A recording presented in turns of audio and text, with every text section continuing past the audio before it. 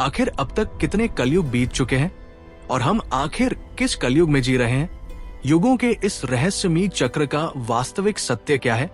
दोस्तों, आप देख रहे हैं भक्ति भाव और आज हम इसी गहरे और रहस्यमयी विषय पर चर्चा करने वाले हैं।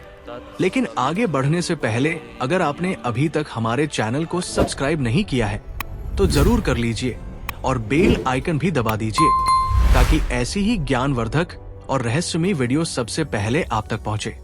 साथ ही कमेंट बॉक्स में जय श्री नारायण अवश्य लिखिए। अब बात करते हैं युगों के चक्र की। हमारे हिंदू धर्म के अनुसार समय सीधी रेखा में नहीं चलता, बल्कि ये एक चक्र की तरह घूमता रहता है। इसी चक्र को युग चक्र कहा जाता है।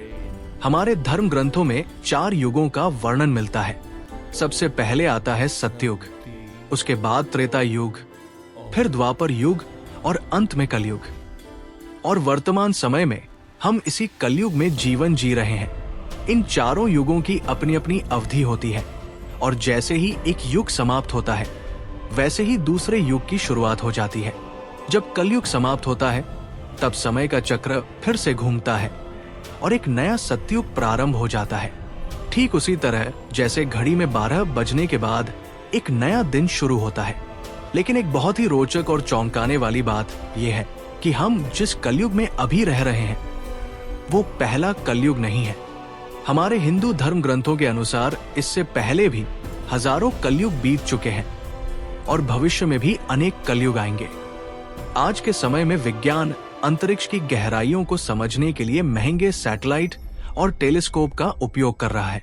वैज्ञानिक ग्रहों की गति, गुरुत्वाकर्षण और ब्रह्मांड की संरचना को समझने की कोशिश कर रहे हैं। लेकिन आश्चर्य की बात यह है कि इनमें से कई सिद्धांतों का वर्णन हमारे प्राचीन धर्म ग्रंथों में पहले से ही किया जा चुका है। चाहे वो पृथ्वी और सूर्य के बीच की दूरी हो, ब्रह्मांड की संरचना हो, सूर्य के 7 घोड़ों का प्रतीक जो 7 रंगों का संकेत देता है, या फिर आधुनिक विज्ञान का गॉड पार्टिकल, इन सब के संकेत हमारे शास्त्रों में कहीं न कहीं मिलते हैं।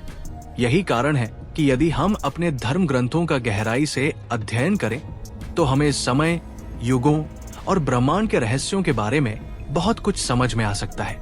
अब बात करते हैं सृष्टि के निर्माण की। हमारे शास्त्रों के अनुसार इस ब्रह्मांड के निर्माण, पालन और संहार की जिम्मेदारी 3 देवताओं पर है, ब्रह्मा, विष्णु और महेश। इन्हें त्रिदेव कहा जाता है। ब्रह्मा जी सृष्टि के रचयिता हैं, भगवान विष्णु पालन करते हैं और भगवान शिव संहार के देवता माने जाते हैं। लेकिन इस सृष्टि का भी एक नियम है, जिसका जन्म हुआ है उसका अंत भी निश्चित है। इसी प्रकार ब्रह्मा जी का भी जन्म हुआ है और एक दिन उनका अंत भी होगा। इसका अर्थ यह है कि जिस ब्रह्मांड में हम रह रहे हैं उसका भी एक निश्चित समय है। शास्त्र बताते हैं कि ब्रह्मा जी की आयु 100 वर्ष होती है, लेकिन ये 100 वर्ष हमारे मानव वर्षों से बिल्कुल अलग है। जिस तरह मनुष्यों का एक वर्ष 365 दिनों का होता है, उसी प्रकार ब्रह्मा जी का एक दिन भी असाधारण रूप से लंबा होता है। ब्रह्मा जी के एक दिन को कल्प कहा जाता है। एक कल्प में 14 मनवंतर होते हैं और हर मनवंतर में 4 युग होते हैं, सतयुग, त्रेता युग, द्वापर युग और कलयुग। हमारे वर्तमान कलयुग की अवधि 4,32,000 वर्ष मानी जाती है। लेकिन अगर हम इस समय को ब्रह्मा जी के समय के अनुसार देखें तो मनुष्यों के 4 अरब 32 करोड़ वर्ष ब्रह्मा जी के केवल एक दिन के बराबर होते हैं। अब जरा सोचिए, अगर ब्रह्मा जी की आयु 100 वर्ष है तो हमारे समय के अनुसार उनकी आयु कितनी विशाल होगी। शास्त्रों के अनुसार वर्तमान समय में हम ब्रह्मा जी के 91वें वर्ष के पहले दिन में जी रहे हैं। इस समय 7वें मनवंतर का काल चल रहा है और ये 28वां महायुग है। और यहीं पर एक बहुत ही आश्चर्यजनक तथ्य सामने आता है। शास्त्रों की गणना के अनुसार अब तक 2447 कलयुग बीत चुके हैं और वर्तमान में हम 2448वें कलयुग में जीवन जी रहे हैं। जी हाँ, आपने सही सुना। हम जिस कलयुग को दुनिया का पहला और अंतिम कलयुग समझते हैं वो वास्तव में हजारों कलयुगों में से केवल एक है। लेकिन अब सवाल उठता है कि आखिर ये संभव कैसे है? इस प्रश्न का उत्तर हमें हमारे धर्म ग्रंथों में वर्णित एक अद्भुत कथा में मिलता है। और ये कथा जुड़ी हुई है एक ऐसे दिव्य पात्र से जिसे समय का साक्षी माना जाता है। उस दिव्य पात्र का नाम है काकभूषुंडी। कथाओं के अनुसार काकभूषुंडी पहले एक साधारण मनुष्य थे और भगवान शिव के महान भक्त थे। लेकिन एक समय उनके भीतर अहंकार आ गया। वे अपने गुरु का उचित सम्मान नहीं कर पाए और इसी कारण उन्हें लोमस ऋषि का श्राप मिला। उस श्राप के कारण उन्हें कौवे के रूप में जन्म लेना पड़ा। हालांकि उनके गुरु ने दया की प्रार्थना की, तब उन्हें एक अद्भुत वरदान मिला। उन्हें राम मंत्र की शक्ति और इच्छा मृत्यु का वरदान प्राप्त हुआ। इस वरदान के कारण वे समय के बंधन से लगभग मुक्त हो गए। उन्होंने अपने पूरे जीवन को कौवे के रूप में बिताया, लेकिन उनका ज्ञान और चेतना सामान्य जीवों से कहीं अधिक थी। इसी कारण उन्हें समय का साक्षी कहा जाता है। कहते हैं कि काकभूषुंडी ने सबसे पहले भगवान राम की कथा गरुड़ देव को सुनाई थी और यही कथा आगे चलकर रामायण के रूप में प्रसिद्ध हुई।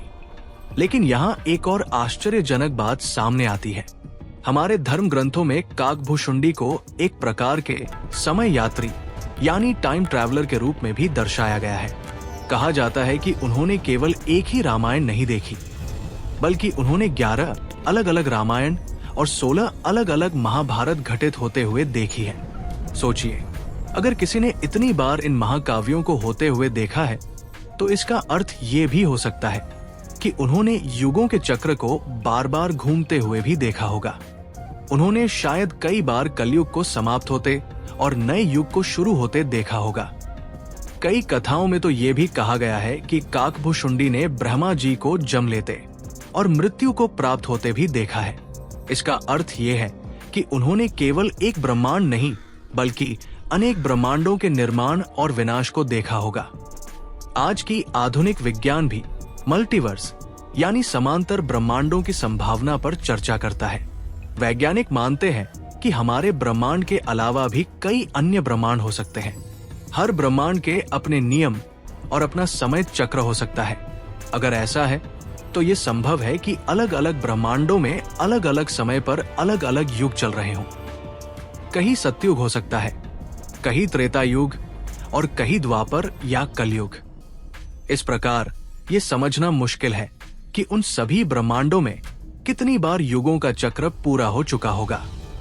लेकिन एक बात निश्चित है, जैसे हमारे ब्रह्मांड में हजारों कलयुग बीत चुके हैं, वैसे ही भविष्य में भी हजारों कलयुग आएंगे। जब तक ब्रह्मा जी का जीवन काल समाप्त नहीं होता, तब तक ये युग चक्र चलता रहेगा। जब 4,32,000 वर्ष पूरे हो जाएंगे, तब इस कलयुग का अंत होगा और एक बार फिर से सतयुग की शुरुआत होगी। फिर त्रेता युग आएगा, फिर द्वापर युग और उसके बाद एक नया कलयुग। समय का ये चक्र इसी प्रकार अनंत काल तक घूमता रहता है। लेकिन जैसे जैसे कलयुग का अंत निकट आता है, वैसे वैसे पृथ्वी पर अधर्म और पाप बढ़ने लगते हैं। धर्म कमजोर होने लगता है और मानवता अपने मूल मूल्यों से दूर होने लगती है। शास्त्रों के अनुसार जब अधर्म अपनी चरम सीमा पर पहुंच जाएगा, तब भगवान विष्णु का अंतिम अवतार भगवान कल्कि प्रकट होंगे। वे अधर्म का विनाश करेंगे और एक बार फिर से सतयुग की स्थापना करेंगे। यही है समय का अनंत चक्र, जहां अंत ही एक नई शुरुआत बन जाता है। तो दोस्तों, इस विषय पर आपकी क्या राय है?